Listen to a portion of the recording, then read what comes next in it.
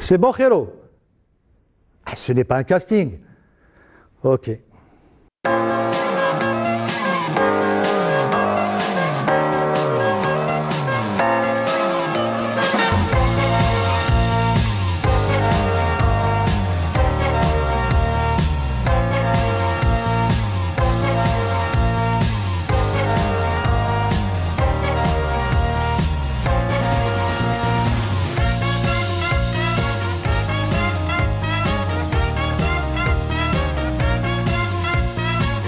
Mesdames et messieurs, chers téléspectateurs ou simples curieux, bienvenue. Ces visages et ces silhouettes que vous pouvez contempler sur grand écran n'ont pas atterri sur la toile par pur hasard. En amont, une audition, un choix et enfin la phrase qui fait sourire des millions d'acteurs ou d'actrices, les libérant au passage du stress de l'attente. La phrase en question, vous êtes engagé. Et qui a la baguette de ce ouf de soulagement? Un métier du 7e art que l'acteur craint mais souhaite y être confronté.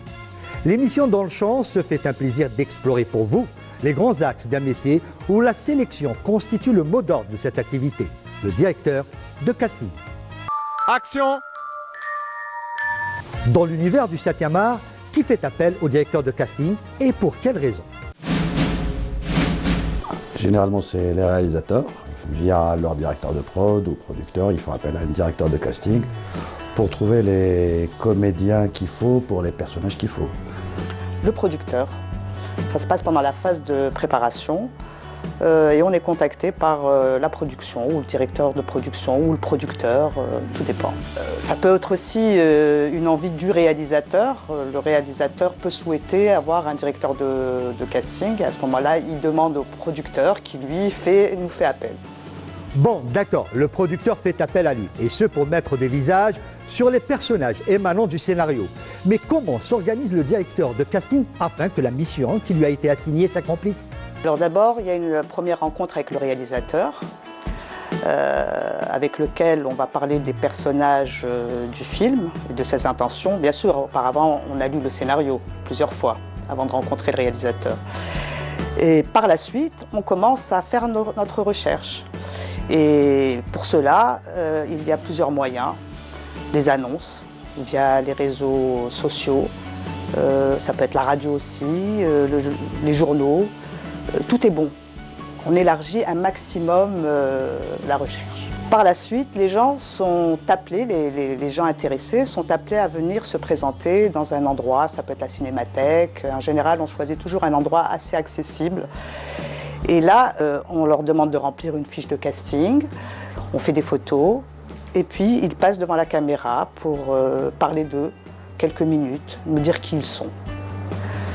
Une fois que les enregistrements sont terminés, on revoit le réalisateur, on regarde ensemble toutes ces images, et à ce moment-là, on commence à choisir les personnages qui pourraient éventuellement correspondre au rôle qu'on cherche. Puis on va commencer à affiner de plus en plus. Les candidats retenus à ce moment-là sont appelés une autre fois pour faire des essais, faire les premiers essais. Ça a été le film de Nadia Mouknesh, où je ne voulais pas encore porter le titre de directrice de casting parce que c'était la première fois et ça me faisait peur. Donc j'ai été chargée du casting Algérie. Mais c'était en fait directeur de casting, je m'en étais pas rendu compte. Et ça a été donc la première fois où il y avait beaucoup de rôles à trouver, beaucoup de figurations particulières, etc. Ça a été une fabuleuse expérience et je crois que c'est là où j'ai vraiment tout appris. Ça commence toujours par une histoire de scénario, il faut lire le scénario, il faut avoir une idée de l'histoire elle-même, le personnage, comment il évolue dans le scénario. Après c'est une discussion avec le réalisateur pour comprendre ce qu'il cherche réellement. Est-ce que pour lui, il veut des têtes nouvelles, du casting sauvage, comme on appelle dans le métier, des gens qu'on trouve comme ça, pas forcément comédiens confirmés, ou il veut avoir des vrais comédiens confirmés. Première étape, c'est une discussion, lecture de scénario. Ensuite, le directeur de casting commence à faire sa petite recherche et il commence à faire des propositions au départ via photo pour le réalisateur pour voir physiquement est-ce qu'on s'approche de l'imaginaire du réalisateur. Après, on arrive à une deuxième étape, plutôt une troisième, où on commence à appeler les présélectionnés pour faire des tests caméra. On leur donne un texte du scénario et on les filme avec et ça avance comme ça. Action! Action. الله اكبر. الدنيا خاليه تحت ولا لا راهي تنسم لي وتشوف لي فيها هو هنايا. واش قلت لك؟ هضرت معاك ولا ما هضرتش معاك؟ قلت لك ما تجيش تدخل للدار. واش راه يدير هنا؟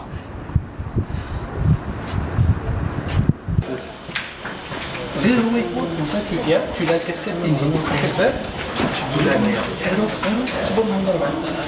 Et là, c'est vraiment la nuit, la pénombre. Essaye d'imaginer un peu l'ambiance. Oui, oui.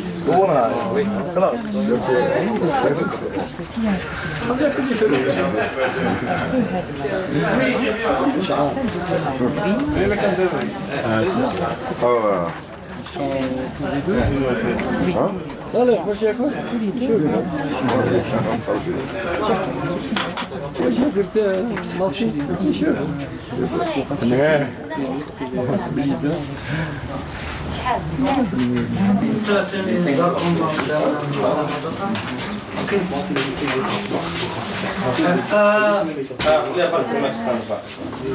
كاميرا ثانية.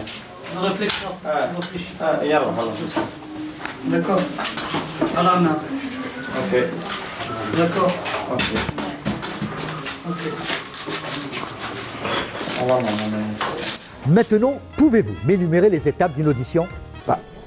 J'appelais ça audition, moi j'aurais dit toujours casting. C'est on envoie un texte à un comédien, on lui explique un peu le personnage, ce qu'on attend dans le jeu. Il vient avec un texte en tête, on le filme, on le dirige, on le guide 3-4 reprises et c'est bon. Après on revisionne ça pour que le réalisateur voit si ça lui convient, est-ce que ce comédien s'approche par rapport au personnage ou pas.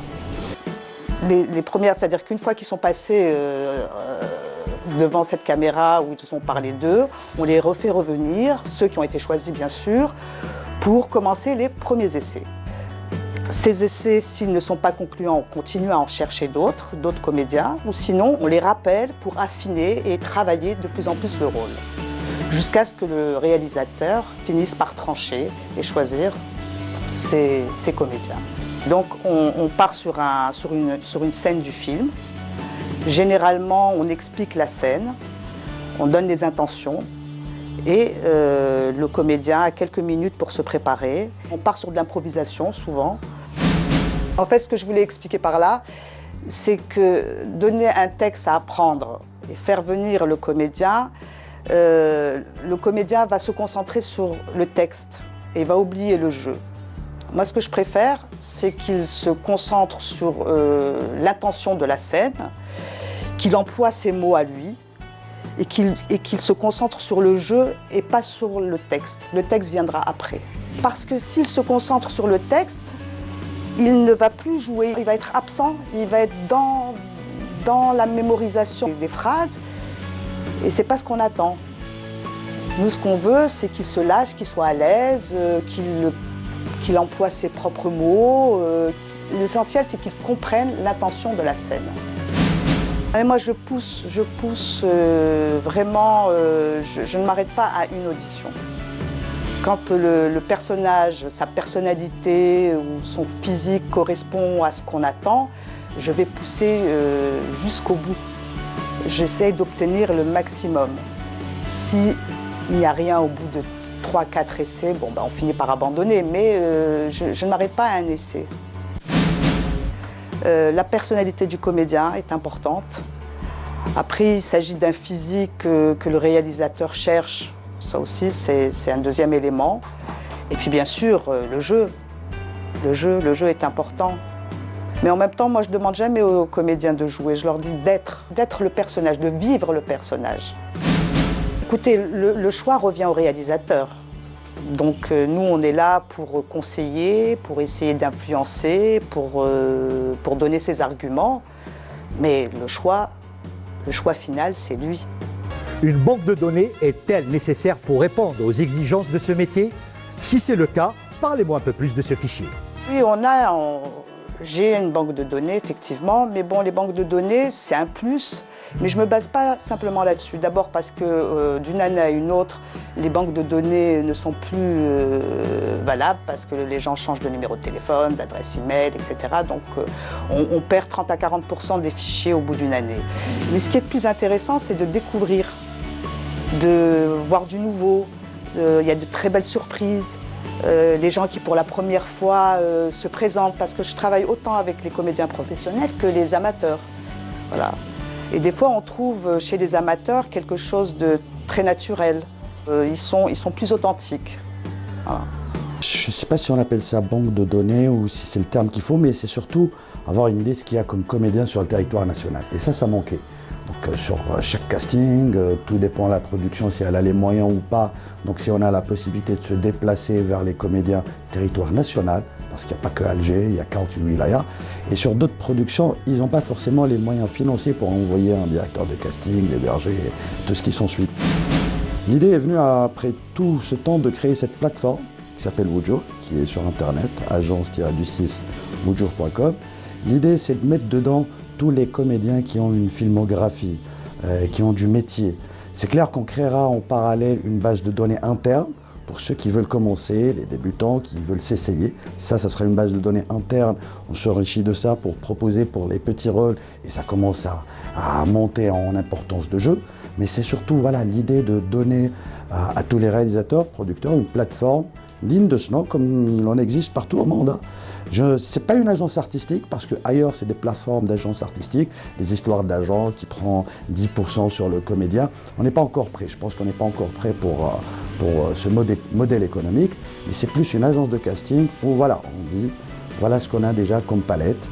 On va enrichir petit à petit. On est au début de l'aventure de Wujur. Petit à petit, on va enrichir. J'aspire même à ce qu'on commence à se déplacer vers les wilayas et faire des castings et récupérer le maximum de comédiens confirmés. Il est important que les comédiens comprennent que ce site-là, il est fait au départ pour ceux qui ont une filmographie, parce qu'il va être vu par plein de réalisateurs. Je vais vous étonner en l'espace de 2 jours le nombre de vues qu'a le site, la planète, Internet. Ce qui est bien, c'est qu'il donne une visibilité partout. Il est vu en France, au Maroc, aux États-Unis. C'est un bon moyen déjà pour qu'ils aient une visibilité. On a d'excellents comédiens. Action! C'est un voyage, un très beau voyage dans le Sahara, à côté de Tamanrasset. On était avec des amis, la famille. Et au bout d'une semaine, tous les appareils photo étaient morts à cause du sable, sauf le mien. Et on n'avait pas d'électricité ni rien, donc la batterie était quasiment morte.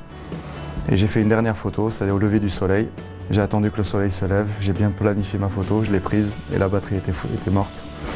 Et ça m'a fait penser qu'il fallait que je revienne pour filmer ça parce que c'était un déclic énorme de voir se lever du soleil comme ça tout seul à 5h30 du matin. C'est là où c'est le déclic du cinéma, c'est à ce moment-là. J'ai fait une formation assez simple. J'ai fait 7 mois dans une école de cinéma américaine à Paris. J'avais travaillé avant dans autre chose. Donc j'avais économisé de l'argent, c'était un de mes rêves de faire du cinéma. J'ai fait ça, j'ai passé un petit concours, ils m'ont pris et j'ai fait 7 mois et je me suis concentré sur le scénario. Je travaille sur les acteurs et la cinématographie. Parce que je faisais beaucoup de photos à l'époque, donc c'est vrai que ça m'a appris beaucoup de choses sur les lentilles, sur tout l'aspect technique en fait de la photo. Ce qui fait qu'avec les chefs opérateurs, je suis très copain. Le langage. Avec moi sur le plateau. Et je suis en train de lui chuchoter le film. Et il faut qu'il soit le plus proche dans les éléments. Je pense que quand on rate un film, c'est parce qu'on n'est pas au bon endroit au bon moment. Et on peut rattraper ça au montage, mais des fois non. Des fois c'est vrai que c'est raté. Et j'imagine toujours un spectateur qui représente tout, qui doit se placer à tel endroit pour voir le visage de l'acteur à cet endroit-là. Un grand plan, un plan large, parce qu'il est extérieur, on l'exclut quelque part. Hitchcock a fait ça sublimement dans quasiment tous ses films. C'est vraiment rien qu'avec les plans. Moi j'aime bien aussi regarder des films, et ça je le conseille, c'est de couper le son. Parce que des fois on arrive à comprendre toute l'histoire sans le son. Et ça c'est là où l'on...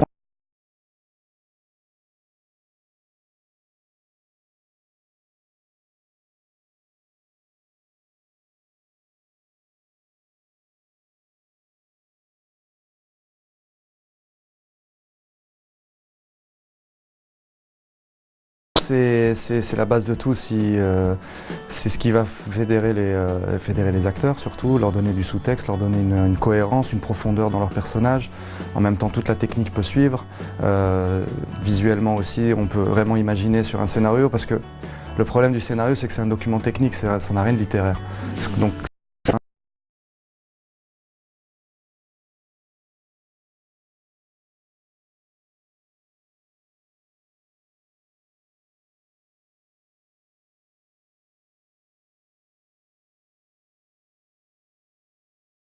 avec tous ces postes-là.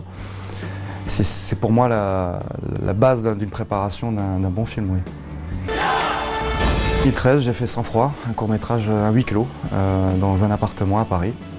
C'était un peu après mon école de cinéma, donc on a fait ça vraiment avec rien, avec deux appareils photo, des 5D, une brouette pour faire des travelling, et voilà, et on a essayé de faire ce qu'on a pu, mais il a bien marché, on a fait pas mal de festivals dans le monde, on en a gagné même au Japon.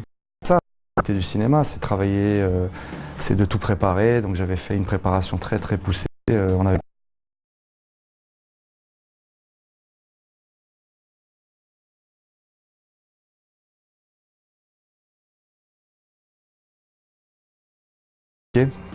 mais en plus on avait un problème de lumière, parce qu'on n'avait que 5-6 heures de lumière, donc il fallait vraiment tout recalibrer.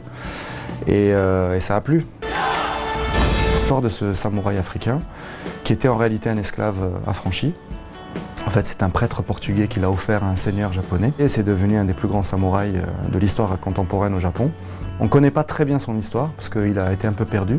Et le Japon s'est fermé quelques années après.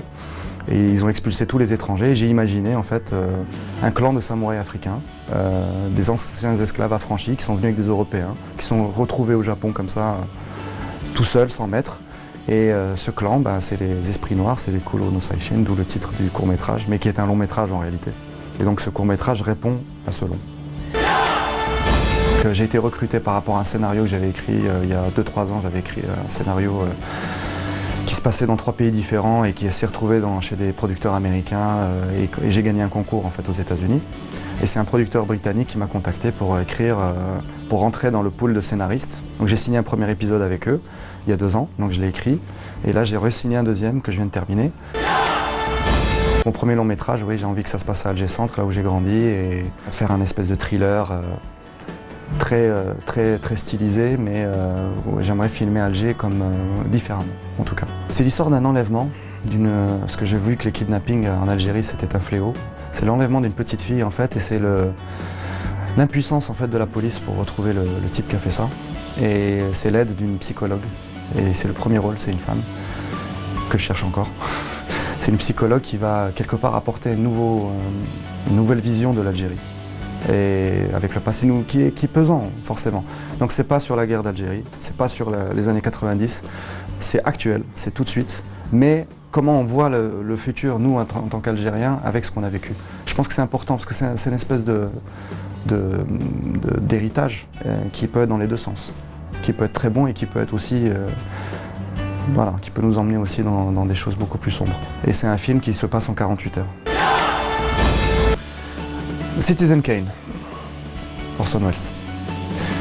Il a fait à 26 ans, et je crois que ce qui m'intéresse, c'est pas que le film, c'est ce que ça raconte, et c'est surtout la malédiction de ce film.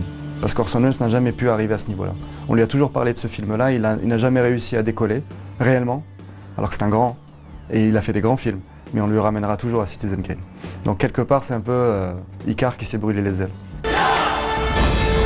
Moi j'aurais adoré tourner Les 7 samouraïs de Kurosawa. Je trouve que l'idée elle est extraordinaire et c'est tellement parlant. D'ailleurs on l'a refait avec Les 7 mercenaires en western, on peut le refaire même en Algérie je pense avec les 7 je sais pas quoi, on peut tout faire avec ce film.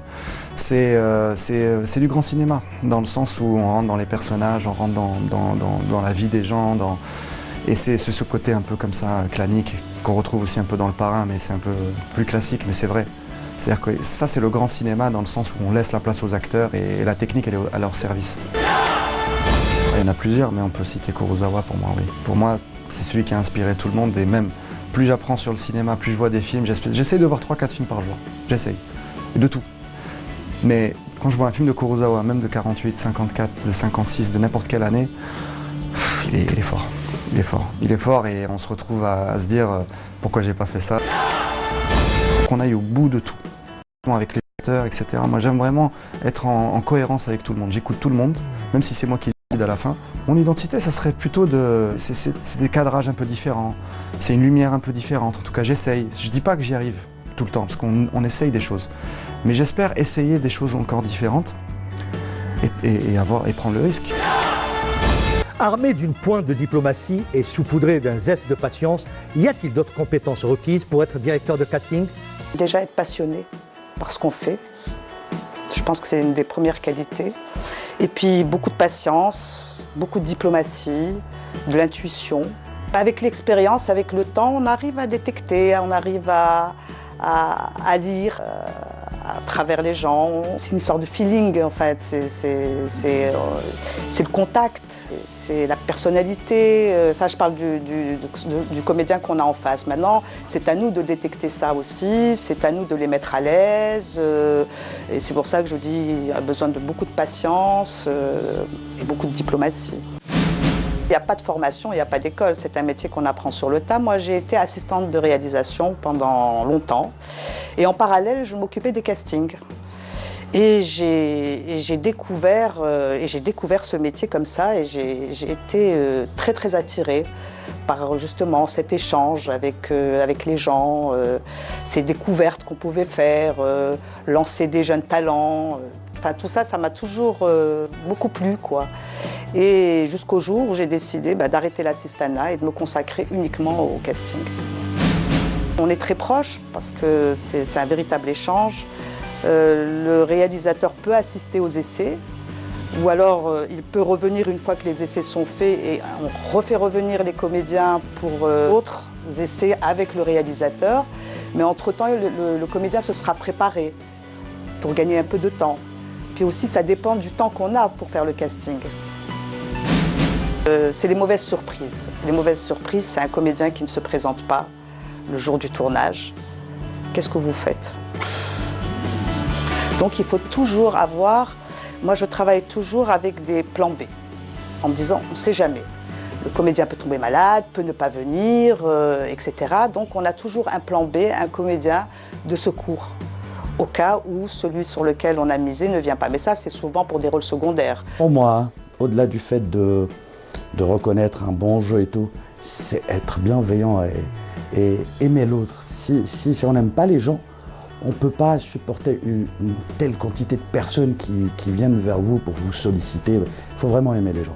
C'est la première, pour moi, c'est la première qualité à avoir humainement. Après, techniquement, c'est commencer dès la base et monter. Il y en a beaucoup qui brûlent les étapes et c'est un peu dommage. Parce qu'on perd quelque chose en essayant le poste de stagiaire, en essayant l'assistanat, en essayant assistant casting. C'est des étapes importantes dans le métier. On est là pour discuter avec le réel, essayer de le convaincre d'une vision. Mais après, j'ai pas de théorie exacte sur l'approche. Il est clair que voilà, on sent le comédien quand il joue bien, quand il joue moins bien. Des fois, c'est un regard. Hein. Des fois, c'est un regard du comédien. Hein. C'est pour ça que j'ai insisté à un bon moment. Depuis le début, j'ai insisté avec les comédiens. Déjà, avoir un book, avoir des photos de comédiens, c'est très important parce qu'un simple regard dans une photo enclenche quelque chose. Je trouve que nous, en tant qu'assistants, sur plusieurs tournages, comme il n'y a pas ce corps de métier, il n'y a pas une grosse industrie de cinéma en Algérie, je te retrouve obligé de le faire aussi pour faire avancer le tournage. Vous savez, l'assistant, il a tout sur la tête. Donc à certains moments, je le faisais systématiquement. Il y a un long métrage où j'ai eu beaucoup de plaisir de découvrir réellement ce métier. C'était sur le film d'Abdelkassim Hadja, c'était Fatma Soumer. On a fait un casting de 80 rôles, 200 silhouettes, 10 000 figurants. Tu te dis, voilà, c'est vraiment un truc à créer. Et en plus, quand je découvre de plus en plus, franchement, des talents, des comédiens qui ont du talent. Et le comédien, ce dont il a besoin, c'est une visibilité. Il ne saura pas se donner lui-même cette visibilité. On s'est dit, autant créer cette plateforme. Ouais, ça nous plaît, ça nous passionne. On est deux sur le projet. Moi et mon associé, c'est ma femme, c'est la directrice.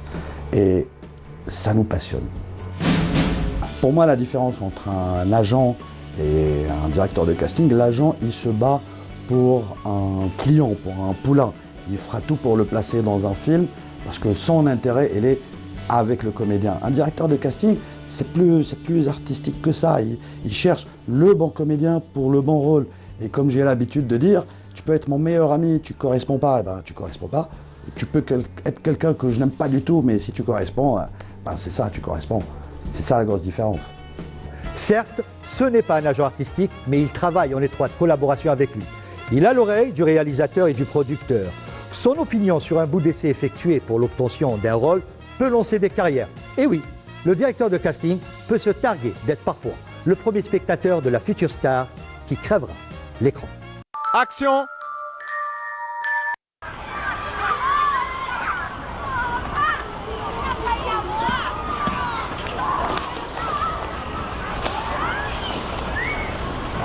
Un tour de magie?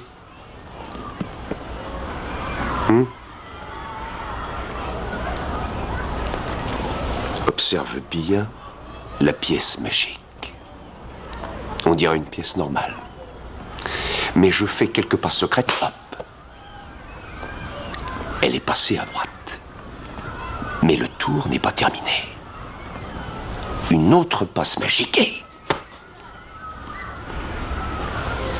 elle est dans ma poche. Mais le tour n'est toujours pas terminé. Une autre série de passes. Et... notre pièce est revenue là où elle était. Il n'y a rien de magique. Comment ça, rien de magique? C'est que de la magie. La pièce n'a pas bougé de votre main gauche.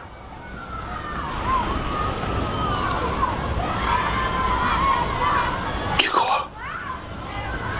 J'ignorais que vous étiez comique.